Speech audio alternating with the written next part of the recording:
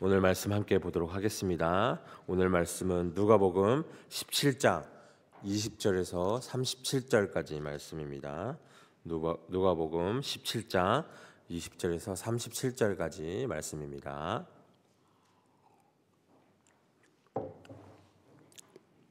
우리 다 찾으셨으면 한 목소리로 함께 봉독하도록 하겠습니다. 시작.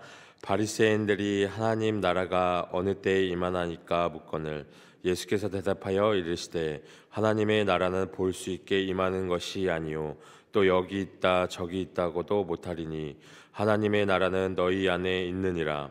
또 제자들에게 이르시되 때가 이르니 너희가 인자의 날 하루를 보고자 하되 보지 못하리라.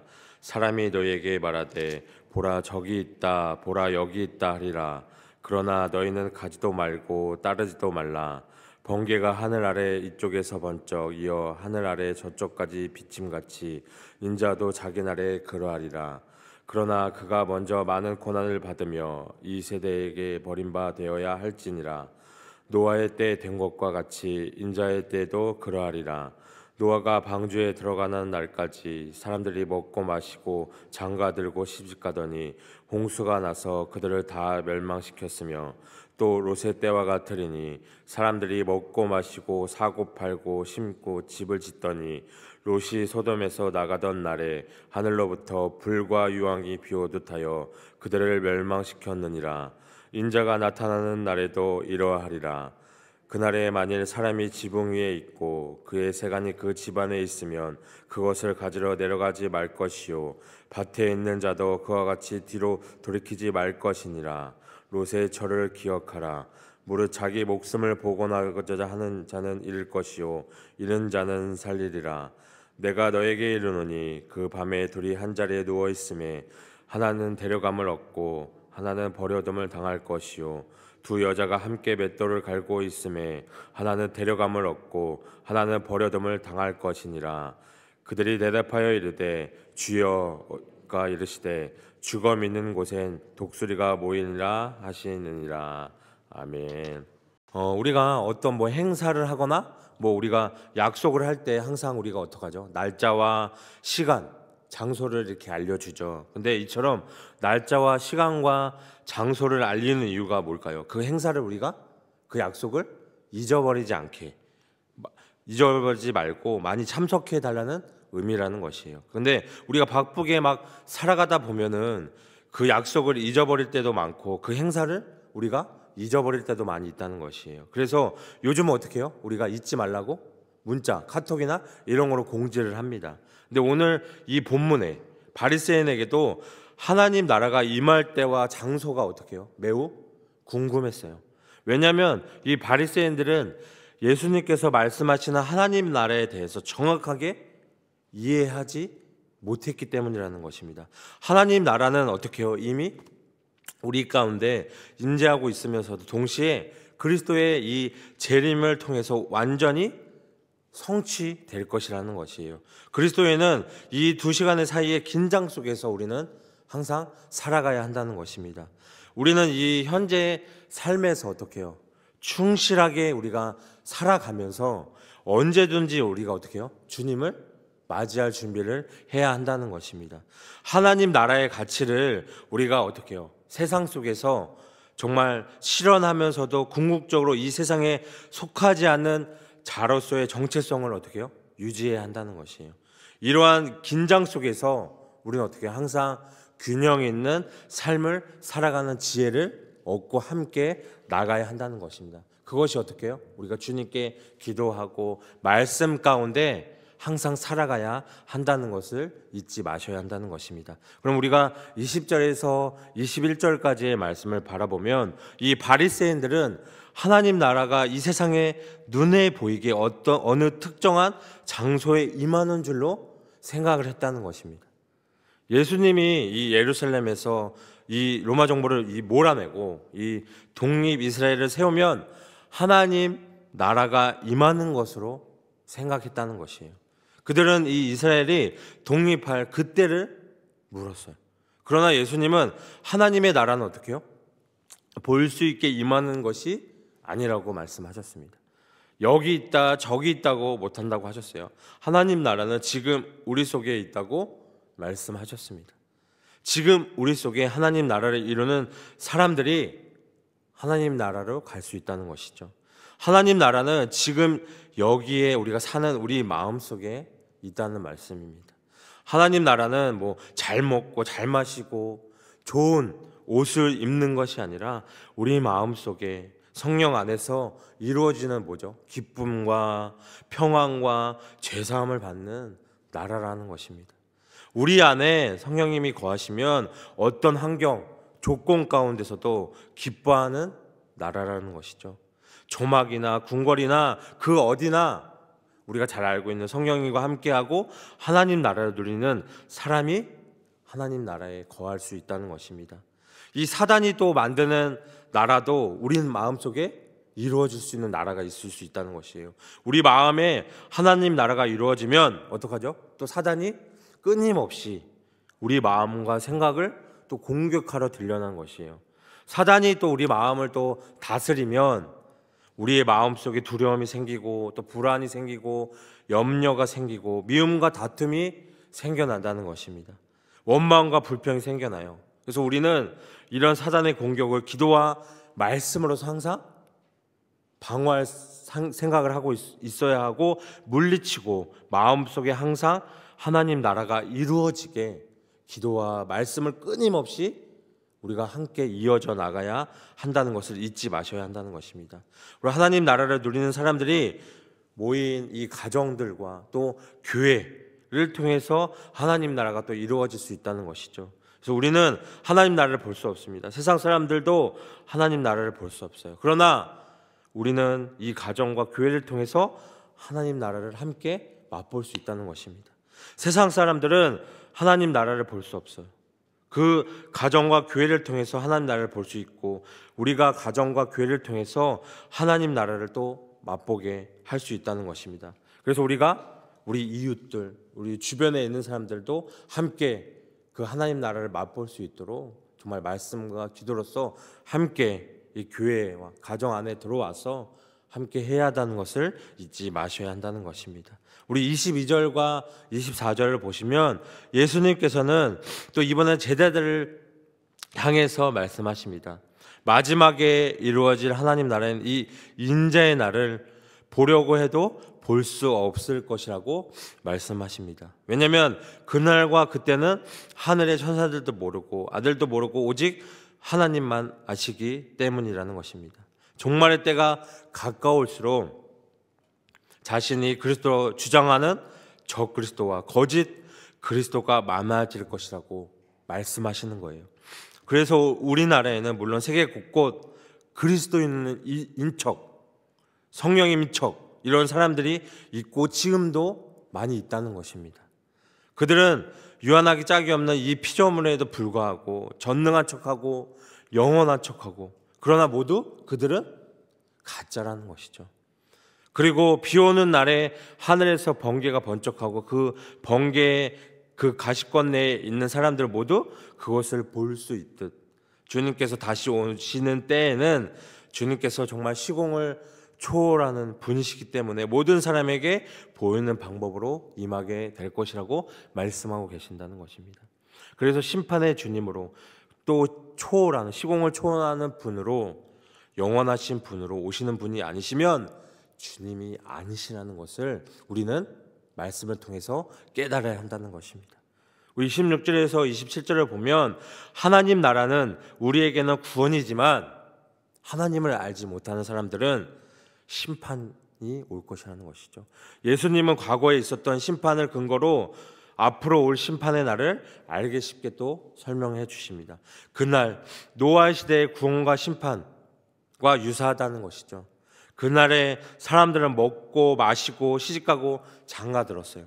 그들은 성경이 없고 육신적인 삶을 살았다는 것이죠. 하나님은 그들이 육체가 되었다고 하셨습니다. 그래서 그들은 사명이 없이 생활인의 삶을 살았고 노아가 그 동안에 심판의 메시지를 전했어도 사람들은 노아의 말을 무시했어요. 그러다가 그들은 어느 날 갑자기 하나님 때에 홍수로 다 멸망하고 말았습니다. 이 믿음으로 산 노아와 그 가족만 구원을 받았다는 것이죠. 그래서 노아는 하나님과 동행하는 삶을 살았다는 것입니다. 방주를 만드는 사명을 감당했어요. 노아는 홍수가 나기 그 전에 방주로 들어가서 홍수를 보지 않았습니다. 우리도 하나님과 동행하면 대환난 전에 대령함을 당할 것이고, 우리가 구원을 받으려면 그리스도 예수님을 나의 주인으로 모시고 성령을 따라 우리는 살아가야 한다는 것입니다. 그러기 위해서는 어떻게 하죠? 우리가 이 교회 안에 또 방주를 만들듯이 그곳에서 세상의 죄를 우리가 다 씻어내야 한다는 것입니다. 하나님이 우리에게 주신 사명을 잘 감당해야 한다는 것을 또 이 말씀을 통해서 우리에게 전해주고 있다는 것입니다. 그리고 28절과 29절에 보면 하나님께서 또 아브라함을 부르셔서 하나님께서 지시하시는 곳으로 가라고 말씀하십니다. 그 말씀에 순종하여 나아가면서 조카 롯을 데리고 갔습니다. 이 아브라함이 베델 근처에 이르게 되었을 때 롯과 함께 지낼 수 없는 지경에 이르게 되었어요. 서로 가축이 많았기 때문이었죠. 그래서 아브라함이 롯에게 제안했습니다. 우리 앞에 땅이 많이 있는데 우리가 서로 다툴 것이 뭐가 있겠냐? 네가 왼쪽을 선택하면 내가 오른쪽을 가고, 네가 오른쪽을 선택하면 내가 왼쪽을 택하겠다. 그래서 롯이 눈이 들어 소돔과 고모라 지역을 보았는데 그곳은 거의 에덴 동산처럼 보였습니다. 하지만 롯의 선택 기준은 항상 자신의 눈이었어요. 이때뿐만 아니라 그의 삶의 철학은 늘 그랬다는 것이죠. 그는 세속적 가치관을 가지고 살았어요. 그래서 그의 가족도 그러했다는 것입니다. 딸들은 자손을 잇겠다고 아버지와 동침하는 것을 서슴지 않고, 그의 아내는 유황불이 하늘에서 떨어질 때 뒤를 돌아보지 말라는 하나님의 말씀에도 두고 온 곳에 더 관심을 두다가 소금기둥으로 변하고 말았습니다. 롯의 시대에도 사람들이 노아의 시대처럼 먹고 마시고 물건을 사고 팔고 집도 짓고 하는 일에 여념이 없었습니다. 자신들의 종말이 오고 있다는 사실도 망각했다는 것이에요. 사람들이 일상의 일에만 집중할 뿐 하나님을 외면한다는 점에서 노아의 시대와 이 롯의 시대와 예수님의 시대와 지금 시대는 다른 것이 하나도 없다는 것이죠. 그래서 예수님께서 말씀하셨다는 것이에요. 30절에 인자가 나타나는 날에도 이러하니라. 우리가 우리의 종말을 의식하고 살지 않으면 노아 시대 사람들이나 롯의 시대 사람들과 다를 바가 하나도 없다는 것입니다. 만약 우리가 몇 달 안에 아니면 얼마 안에 이 땅에서 마지막 숨을 쉬게 된다면 우리는 매일매일 삶을 지금과 다른 가치관을 가지고 살 것이고 지금과 다른 마음으로 다른 사람들을 대하게 될 거예요. 자신의 종말을 의식하고 사는 사람이 지혜로운 삶을 살아간다는 것입니다. 31절에 보면 그날, 이 종말의 때를 가리키지만 우리에겐 적용하면 인생의 마지막 때, 결정적으로 중요한 때 등으로 해도 아무런 문제가 없다는 것이요. 이스라엘 지붕은 평평해서 그냥 거기에 쉬기도 하고 기도도 하고 멀리 바라보기도 했습니다. 이 베드로가 기도하다가 고넬료가 보낸 사람을 만난 것도 지붕이었고, 다윗이 밧세바가 목욕하는 것을 본 것도 지붕이었어요. 지붕 아래에는 자신의 살림과 온갖 기준품들이 다 있고 밭에는 1년 동안 농사지은 것이 고스란히 다 있습니다. 근데 그러할지라도 그것을 포기해야 할 때가 있다는 것이에요. 지붕 아래에 있는 것을 포기할 때가 있다는 것입니다. 그리고 그것을 포기하지 못하면 뒤를 돌아보다가 우리가 봤던 소금기둥이 된 롯의 아내와 같이 된다고 말씀하시는 거예요. 또 예수님께서는 자신의 인생의 종말과 하나님의 심판을 믿는 사람과 믿지 않는 사람이 어떻게 될 것인가에 대해서 말씀하십니다. 34절과 37절에 보면 34절과 35절은 휴거에 관한 구절로 오해되는 구절입니다. 그러나 이것은 휴거에 관한 구절이기보다 심판할 때 일부는 구원을 받고 일부는 심판을 받는다는 것을 비유하는 것으로 볼 수 있다는 것입니다. 물론 데려감을 당한 사람을 구원받는 사람에 대해 비유로 볼 수는 있다는 것이에요. 노아가 방주로, 롯이 도시 밖으로 각각 데려감을 받았기에 이 데려감은 궁극적인 뜻을 또 나타내고 있다는 것입니다. 그래서 우리는 이것을 보면서 어떠한 상황에서도 주님을 맞이할 준비를 하고 있어야 된다는 것이죠. 이 준비는 단순히 그냥 우리가 막연히 기다리는 것이 아니라 적극적인 믿음의 실천을 행하라는 것입니다. 일상 속에서 하나님 나라의 그것을 인식하는 것이 중요하다는 것이죠.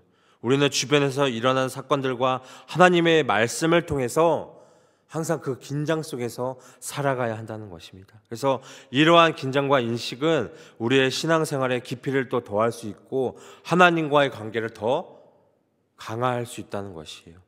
결국 우리가 주님의 그 때를 준비하는 삶은 하나님 나라의 실체를 살아가는 것이고 우리에게 주어진 사명이라는 것입니다.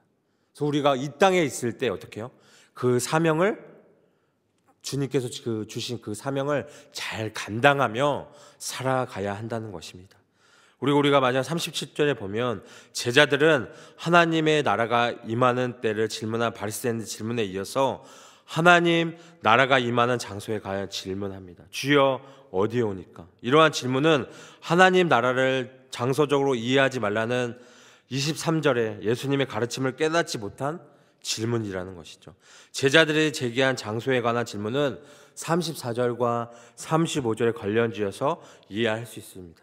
그렇다면 이 질문은 데려감을 당하는 장소와 버려둠을 당하는 장소에 관한 질문이라는 것이죠. 어느 장소에 있어야 심판을 면할 수 있느냐의 질문일 수도 있고 구원받아 데려감을 당하는 장소가 어디냐는 질문일 수도 있다는 것입니다.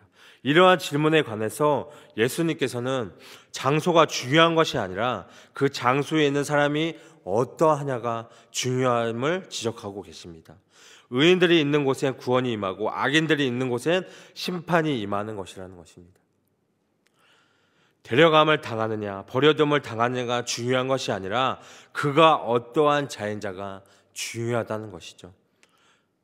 의인이 버림을 당하고 악인이 데려감을 당하면 악인은 마치 쭉정이처럼 거두어져서 심판을 받기 위해 데려감을 당하는 것이고 의인이 데려감을 당하고 악인이 버려둠을 당하면 마치 주검이 있는 곳에 독수리가 모이듯이 악인이 버려두어진 곳이 징계가 임할 것이라는 것입니다. 하나님 나라가 임하는 장소가 따로 있는 것이 아니라는 것이죠. 주검이 있는 곳에 독수리가 오고 살아있는 곳에 오지 않듯 살아있는 믿음을 가진 사람은 심판을 피할 것이라는 것이에요. 그래서 하나님 나라가 완성되는 그날 준비하는 바른 태도는 먹고 마시고 즐기는 데에 빠져 살아가는 것이 아니라 오늘 말씀처럼 예수님을 통해서 시작된 하나님 나라 속에서 하나님의 그 통치를 우리가 받으며 하나님의 백성답게 사는 것을 우리에게 말씀하고 계신다는 것입니다. 이 나라에 속한 자들은 어디에 있든 심판을 면할 것이고 언제 심판의 날이 임하더라도 구원을 받는다는 것이죠. 그래서 그 예수님의 때에 준비하는 바른 태도는 그 날과 장소를 우리가 예측하는 것이 아니라 살아있는 믿음으로 우리가 산자답게 살아가야 한다는 것입니다. 오늘 이 본문 속에 하나님 나라의 도래와 그 징후에 대해서 우리에게 말씀하고 있어요. 예수님께서는 외적인 표징이나 기적을 기다리는 것이 아니라 하나님 나라가 어떻게 해요? 우리 가운데 이미 임했음을 강조하고 계신다는 것이에요. 또한 마지막 그 날에 경고를 통해서 우리는 항상 깨어 있으라고 말씀하신다는 것입니다. 준비해야 함을 우리에게 말씀하고 계신다는 것이에요.